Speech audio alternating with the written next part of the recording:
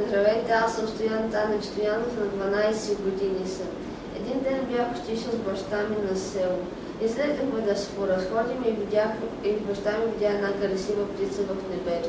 Каза ми да я погледна. Аз се обърнах и почнах да я търся в небето. Не я видях. След няколко дена отново пак отидахме на село.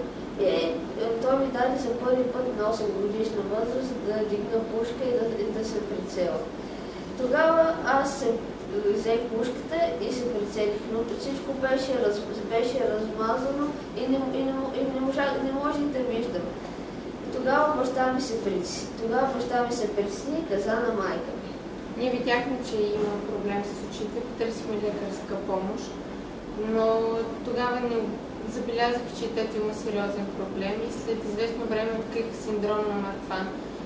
Кардиолозите ни насочиха към очен лекар, след това вече се установи, че той не вижда с дясното око.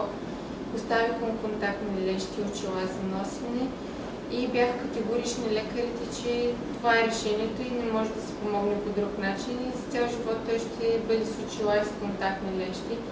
Но аз търсих информация, просто как да реша проблема и така попаднах на доктор Тасков и клиника Оксор. След когато дойдохме, лекарите тук бяха категорични, че могат да му помогнат оперативно.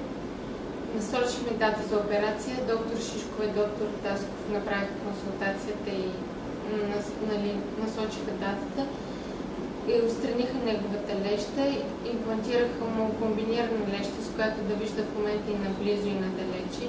И за нас беше чудото, че в деня на операцията, на първия преглед след обед, той виждаше прекрасно и наблизо и надалече. И сега, в момента, в който ни снимате, е трети ден след операцията. Той вече вижда добре, изяснимо се всичко.